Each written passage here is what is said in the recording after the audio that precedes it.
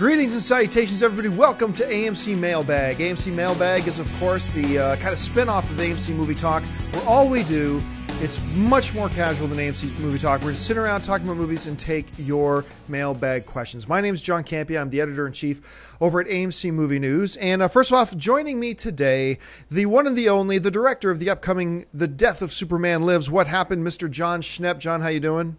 Hey, what's going on? I actually just got the music from the guy who's doing the score with me, Freddie Scott, an amazing guy, and I just was listening to it, like just the opening theme for what I'm using as the trailer. So I should have the trailer ready in the next week, but I'm excited about it. So awesome. Yeah. All right, well, as I said, all we do in this show is take mailbag questions, talking movies, very casual. Now, listen, I'm going to let you know in advance, if you've got a question or topic you'd like us to address, either on AMC Movie Talk or on AMC Mailbag, you can email us anytime at amcmovietalk@gmail.com. Now, please keep in mind, we do get over 1,000 emails a week, and we only have time to answer 30 or 40. So send in your questions, but please don't be offended if we don't get around to them. So let's get started with the first question of the day. And the first question today comes to us from Zombie Wolfe. I'm going to go out and guess that that's an online handle. Zombie Wolfe writes, "Greetings, AMC Movie News. Now that the Akira movie is happening, do you think studios will look to turn other animes into live-action movies? I personally think Princess Mononoke, I'm sure I'm mispronouncing that, by the way, I've seen it and I'm mispronouncing it, would make an amazing live-action movie. And I don't see any drawbacks in this idea, considering the anime was both a critical and financial success. What do you think?" Schnepp, let's start with you. What would you think of, The Princess or another anime film being developed on the heels of Akira? I would love to see Paprika done as a live-action movie. I just recently rewatched it again on Blu-ray last week, and it's such an incredible film. Unfortunately, the director died 2 years ago. Going through horrible cancer, but it's such an amazing film. That would be my vote for live-action adaptation. I think a lot of it too has to do with not so much that Akira is getting made. And by the way, it's not 100% that Akira is getting made, but it looks like the wheels are in motion for the studios to finally get it done. The real question here is going to be, how well does Akira do? Now, if studios are really like looksy-looksies, I mean, if something happens and it works, they're sure to copy it and try their own version of it. If they see something and it doesn't work, then they get really scared off. We've talked a lot on the show about the fact that, one of the reasons we haven't had a Wonder Woman movie yet is because there have been a number of female-led action films that haven't worked and haven't, turned a profit or lost a lot of money or whatever. And it makes the studios really gun-shy and they're very apprehensive. Now, I'm not saying that's the only reason. Absolutely, it's not the only reason, but that's one of them. And you can look at other types of movies as well. It's like, why hasn't this been done? Why hasn't this been done? Why haven't we had a Deadpool movie yet? We've talked a lot about that. It's the fact of the matter is, the studios sit back and they see that R-rated comic book movies haven't done great. So they're a little apprehensive about that. And I think the same is true with anime. Look, if Akira comes out and it, does $70 million opening weekend, and it goes on to make about, $230 million domestically, $350 worldwide, I guarantee you there are going to be studios lining up to buy up whatever anime rights are available anywhere. But once again, it all comes down to how well it'll do. So with that being said, Schnepp, let's assume it's pretty good. Let's assume Akira gets made, and let's just for argument's sake assume that the movie ends up being pretty good. How well do you think a movie like that has to do for other studios to step up and take a crack at live-action anime films?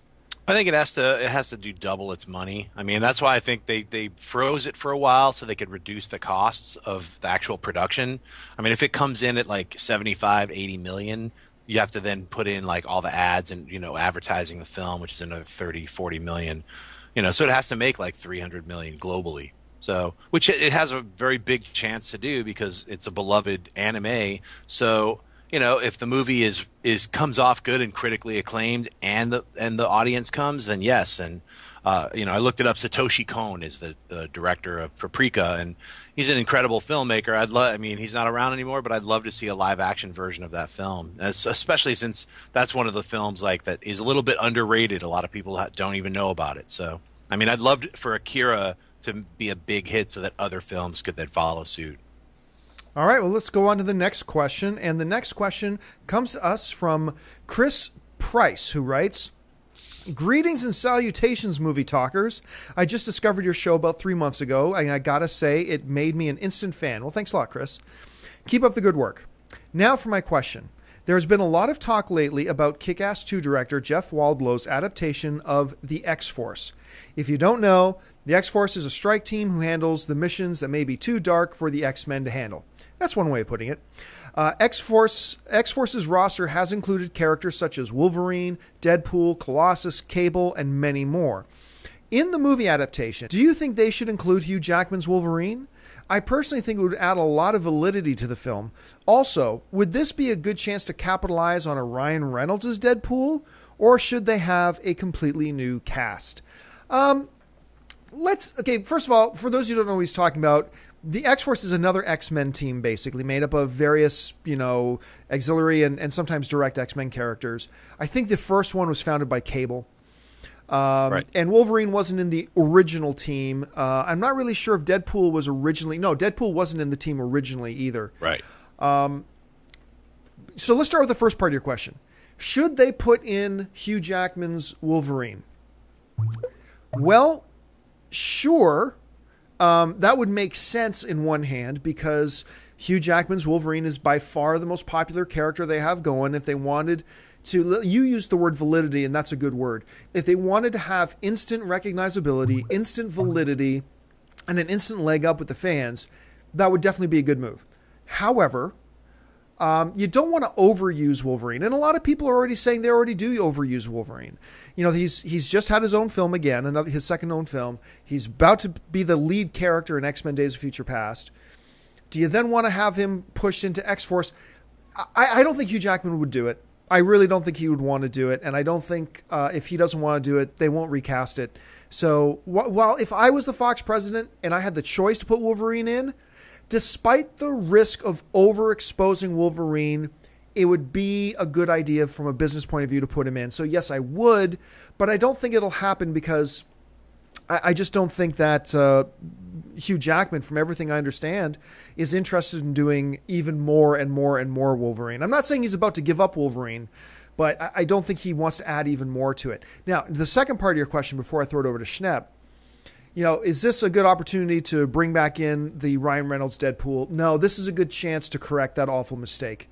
And Ryan Reynolds wasn't the mistake. I think the first part of Wolverine that you had Ryan Reynolds in there as Wade, I thought that was great. I thought his portrayal of Deadpool was great up until they sewed over his mouth and had him become this multi-dimensional mutant and all this kind of stuff. Then it just became lame and dumb, and I don't think you can salvage that. I think they ruined that so thoroughly. I think you just do what you've done with Sabretooth, because you know how they put Liev Schreiber in as Sabretooth and just said, la la la, the first X-Men Sabretooth didn't really exist, la la la. I think you do the same thing for Deadpool. I think you just put blinders over your eyes and go, la la la la, that Deadpool didn't exist, here's the new Deadpool. I think that's the way they're going to have to go, just because they ruined it so badly the first time around. Schnepp, how do you see it? Yeah, that's just such an embarrassing part of the X-Men or Wolverine Origins. Just that ending with his mouth sewn shut. The merc with the mouth can't talk. Just the dumbest, the most horriblest, dumbest thing I've ever seen done to a comic book character. Let's leave it at that. It's dead. It's dead. Deadpool, that part of Deadpool is dead. Ryan Reynolds, I know he still wants to do a Deadpool movie. I feel kind of bad for him a little bit because he did like Green Lantern, he did the X-Men Origins, and then he did Ripped, and it's all those movies are all failures. And I don't know. I mean, I think it's like time to recast it. That's what I would do. But having Hugh Jackman, I just put him in as a cameo, sort of like how he did with First Class. Maybe more than just those 2 words that he said in X-Men First Class.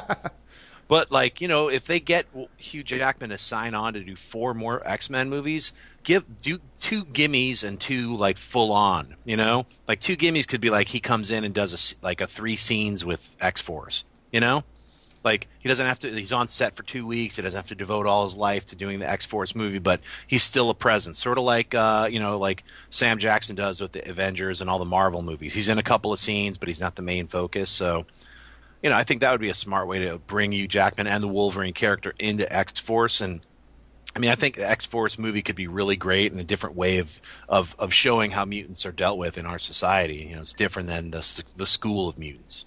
You know, it's a covert black ops mutants. So yeah, and I should preface what I said before about I think they've damaged Deadpool so like just beyond salvation. But I will say this: if the director could come up with some fun and semi-feasible way to bring that Ryan Reynolds Deadpool back and make him the merc with the mouth again, undo all the damage you did to him in the second half, I'm all for it. I just think that's a really tall order. That's the only thing I'm saying.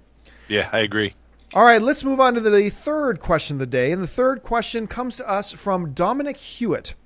And Dominic writes, "Hello, AMC team. Movie Talk is definitely the most interesting, informative movie show on YouTube. Keep up the good work." Thank you so much, Dominic. 300 Rise of an Empire was pushed back to 2014. In your opinion, why did this happen? Does it mean trouble for the movie? Thanks.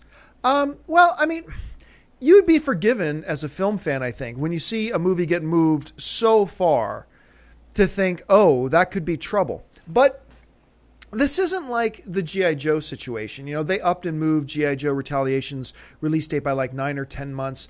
But we knew why, because they needed to reshoot some scenes. They said they wanted to convert it to 3D, and we know they did a lot of reshooting as well. They had to fix that. With 300 Rise of an Empire, right? I honestly get the feeling. Now, I talked to a number of Warner Brothers execs when I was at CinemaCon in April, and they showed us a lot of 300 Rise of an Empire footage. And I really did get the impression from them that they were very happy with the movie. I mean, nobody was saying Oscar or anything like that, but it seemed to me that they were actually really happy with it.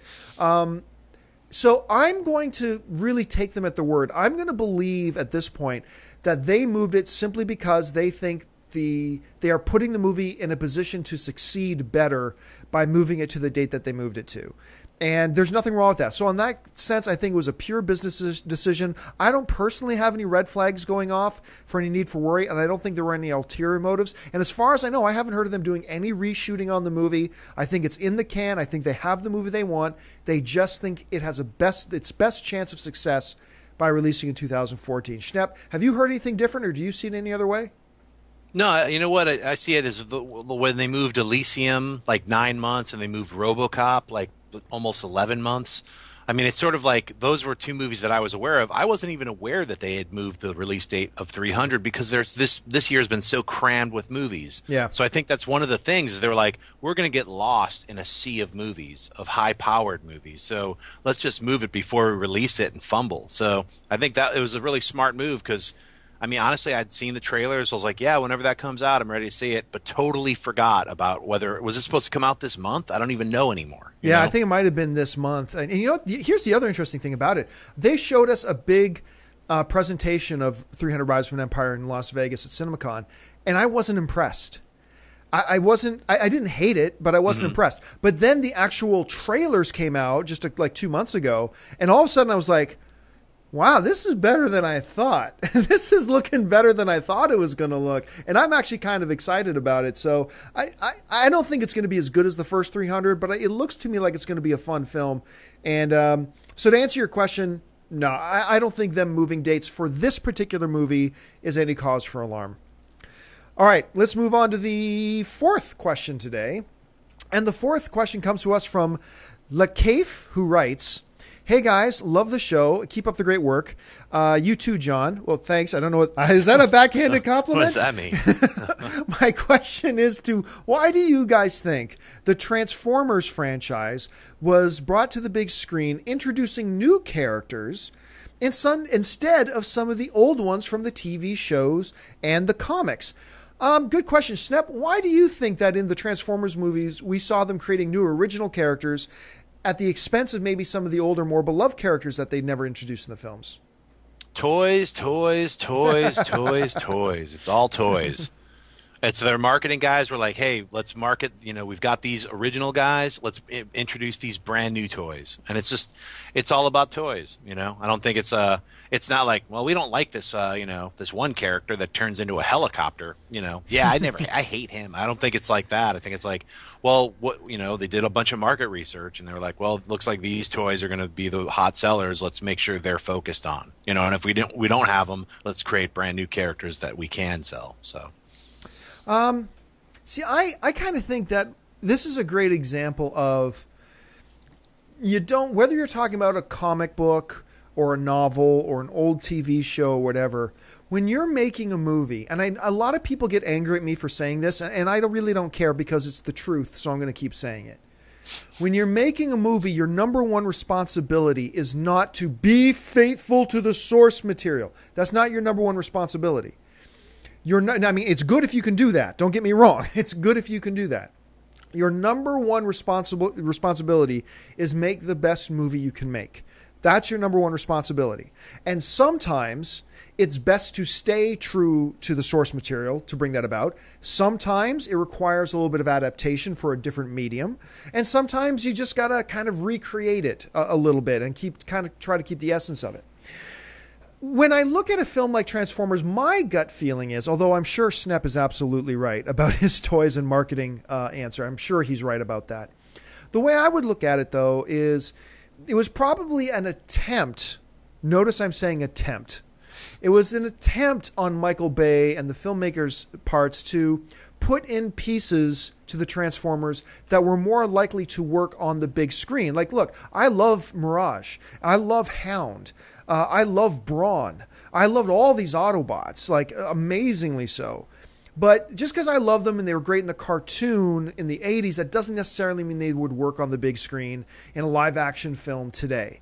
And for some reason, Michael Bay thought a couple of idiotic, racist twin Autobots was a better way to go. And he was wrong. Yeah. He thought, you know what would appeal to the audience a little bit better than the aerial bots?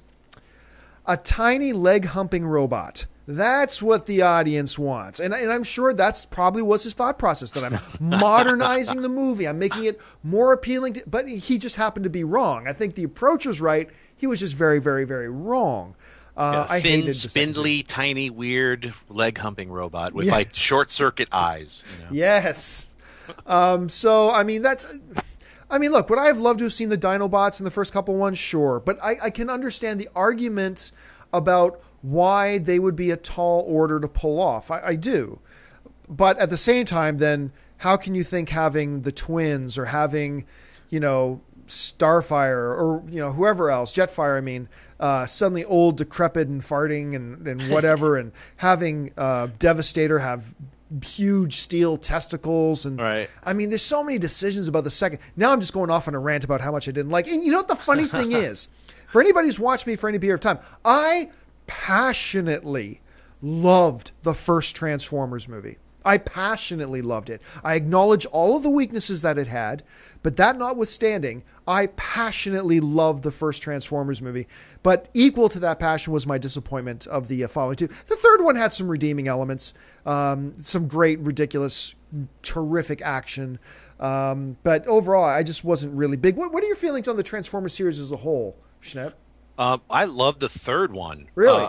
And I hated the second one. I remember just sweating and when is this robot desert war going to end? I couldn't believe how bored I was. It was just show Megan Fox again, please. I was like, that's how horrible the second one was, to me at least. And the first one, I just remember not really liking it. I remember, why is that robot hiding behind the house? And I wasn't a giant animation Transformers fan, so that's probably one of the reasons where a lot of these things where they left characters out and included the spindly one, it didn't really bother me that much. But I really liked the third one. I loved seeing Chicago because I lived in Chicago for 12 years. I loved seeing Michigan Avenue get destroyed by robots. So that was kind of fun. So, seeing giant robots climb around all that architecture, I guess for me was cool. And that Spock was in it, saying Star Trek 2 lines.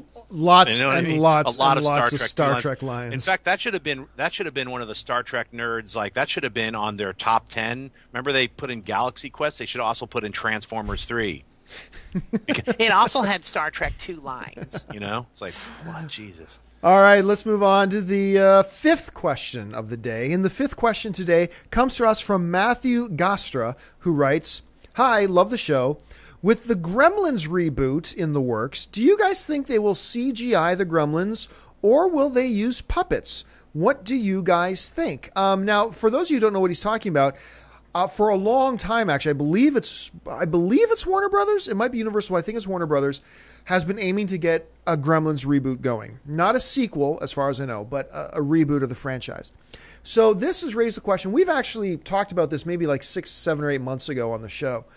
Should they, if they do it, and it does come to pass, should they use CGI or should they use practical puppets? Now, I get in trouble sometimes because the popular thing to say is, oh, the practical effects are always better. The puppets are always better. I'm sorry, this isn't an opinion thing. That's nonsense. That's absolutely nonsense. Sometimes they are. Sometimes a good practical effect is the best way to go. But sometimes full-out CGI is absolutely the best way to go.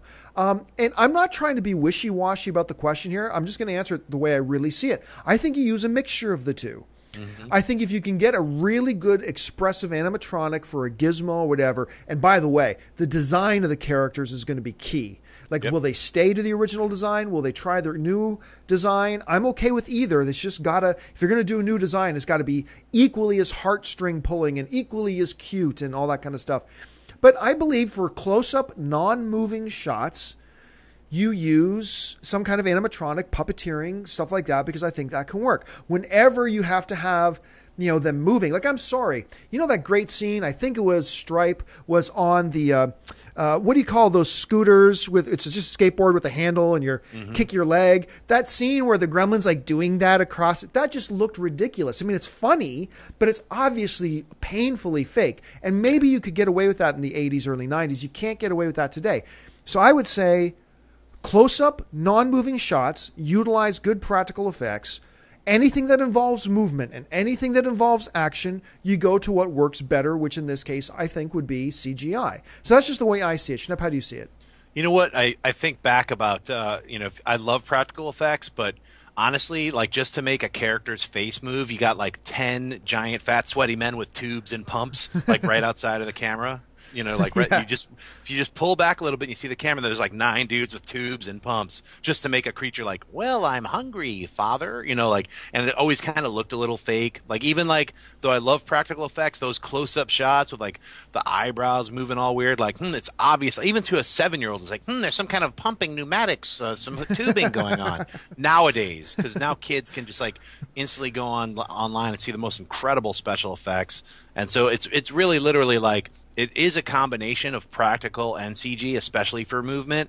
But even with close-ups, it's like build it out so that it's actually in the shot and in the frame and the fur is there, and then you can add CG to it, which it's just a complementary process now to special effects, and just be smart about it. And believe me, the new Gremlins, once you add water and they turn evil, they can turn into the most hideous, monstrous, crazy cool stuff with CG. I think a combination of the practical and CG is the only way to go. So. All right. Let's move on to the next question. The sixth question today comes to us from John Carrington, who writes, "The show is great. You all do a fantastic job. So we know that Whedon has said that Hank Pym / AntMan will not be making an appearance in the next Avengers movie, but who's to say that he will not have a presence? It is being assumed that a corrupted Jarvis is going to be Ultron, and who's to say that Pym didn't have a hand in creating him? We know from the end of the Avengers and Iron Man 3 that Stark does sometimes work well with others, for example, Dr. Banner. What do you guys think? Schnepp, what do you think? Do you think it's possible that we could actually have, Hank Pym's, I'm not quite sure how to define this, his presence in the movie without actually being in the movie? Yeah, you know what? I remember reading back, like in Iron Man 2, I thought there was like some sequence where they cut out some dialogue where he was talking to Dr. Pym. I don't remember if that's on the deleted scenes of Iron Man 2, but any of you guys reading this, if it is, please respond. Like it's him sitting on top of that giant donut. I thought there was a sequence that they cut out that's deleted scenes or something. But anyway, yeah, they could totally add him. Why not? I mean, make it all part of one universe. That's what Marvel's so great at doing right now. So, I mean, you could either have him on the phone, do a split screen, or just have him on a data image on a computer screen. I mean, having him be one of the guys who helped create Jarvis and the AI that will eventually become Ultron is key. And I think, especially since it's Marvel, I don't see them really being like, well, we're going to totally change it and make it Tony Stark. I think they'll figure out a way to, like, you know, they co-opt it, make it Tony's story, but also keep the true part of the origin of Ultron. So I think they'll be able to. It's a win-win situation. I'm going to agree and disagree with you. I think I'm going to agree with you that they very well easily could even just make a mention that, you know, back when Tony created Jarvis in the first place with Hank, like even just a line like that, just a line. Right. That kind of a little bit accredits the creation of Jarvis to Hank. And if Jarvis then, a damaged and an evolved Jarvis, gone bad program turns into Ultron, then you can kind of make an argument that, see, Marvel kept that in there. But I don't think that's what they're going to do. I think, I mean, once again, we're getting back to this thing about a lot of the comic book purists want us to stick to the comic book, and Henry created Ultron. And look, I was in that boat. I said, look, when I realized that they weren't going to use Dr. Henry Pym as the one who creates Ultron, I was a little disappointed. But at the same time, it's not important.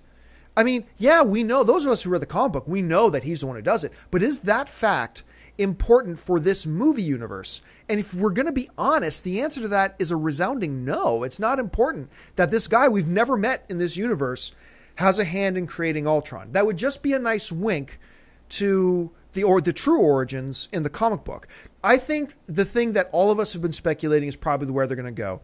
Jarvis, or at least Ultron, is going to be a corrupted, evolved, trashed Iron Man suit with a corrupted Jarvis software that then evolves and takes on a life of its own. And he's angry. We just, this past week we read on AMC Movie Talk some of Whedon's comments about Ultron, that he's going to be a robot in pain, that he's going to be angry, he's going to be pissed. And I think that all plays back into the origin story stemming out of a Tony Stark.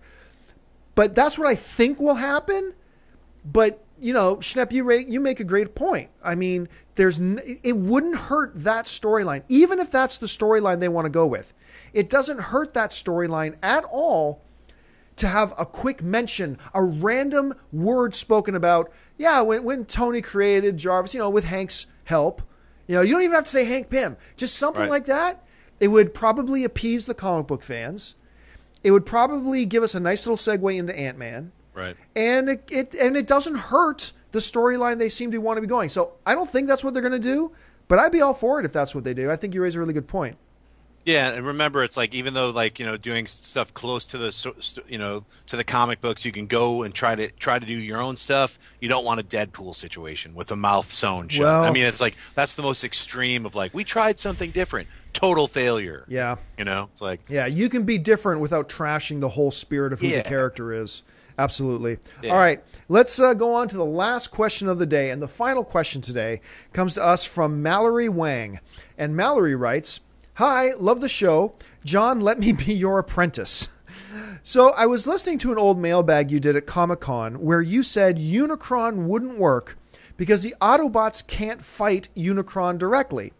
Isn't that the same with Sauron? The Fellowship didn't really fight," she's talking about in The Lord of the Rings, "the Fellowship didn't really fight Sauron directly, but rather through his army of orcs, and that worked pretty well. Can't Unicron work like that?"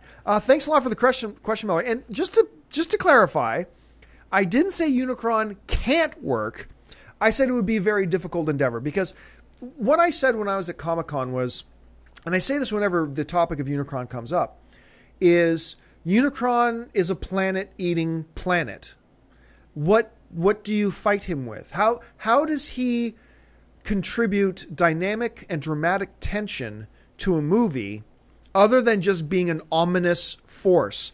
Like a storm cloud in Fantastic Four. What's the difference? Yeah. If he's just an ominous force that's out there. Now, in a Lord of the Rings, that plays out a little bit differently, because we know Sauron was weakened. He was in a weakened state. He was just the man behind the curtain, and they moved the narrative ahead otherwise. But my question would be, if that's all you're going to make Unicron, if Unicron is just going to be this, this malevolent force, this darkness that's out there that we know is coming, and he's not, engaged in combat, nobody actually fights him, then why does it have to be Unicron? That's the question I have, is if it can't really be an engaged character, then why do we need it to be Unicron? Now, you could make the argument to me, well, why not make it Unicron? If it's just going to be some, horrifying force that's on its way, why not make it Unicron? And that's a good argument. Why not? But it just leaves me with a sense of it's not necessary. Unless you're going to have Primus in this film too, and Primus and Unicron go toe-to-toe and they fight, okay, then I can see it.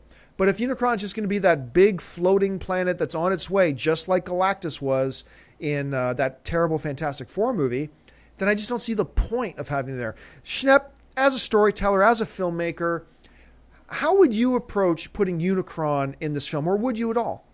Well, to be honest, I don't know really the back history of all the question, because I didn't watch the cartoon. So I'm just listening to you talk about. So Unicron is a giant planet that eats other planets, sort of like Galactus. Then I would make Primus become a giant planet, and then just have two giant planets eat each other or fight, like on such a giant level that it's not a guy in armor or a robot fighting; it's two planets fighting. Right. Which could be, transforming into other shapes. It could be insane, like planets turning into giant monster robots throwing other planets at each other. Oh, that sounds crazy, awesome.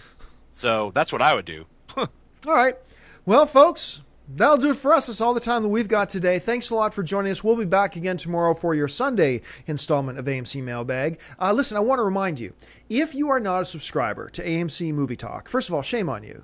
Why don't you take a second and click on that subscribe button, become a subscriber to our AMC Movie News YouTube channel. And listen, if you are a subscriber, go get 15 of your other friends. This is pyramid marketing at its best. Go get 15 of your friends and get them to subscribe to AMC Movie Talk as well. It will keep you up to date on everything going on in the world of movie news, and of course our daily AMC Movie Talk show, and this weekend AMC Mailbag show. Listen, going out and see a movie tonight. A lot of really good films playing in AMC theaters right now. Head on over to www.amctheaters.com to get all of your theater, showtime, and movie ticket information. I want to thank, first and foremost, the director of the upcoming The Death of Superman Lives, What Happened, Mr. John Schnepp. Thanks for being here, John. Where can people find you online?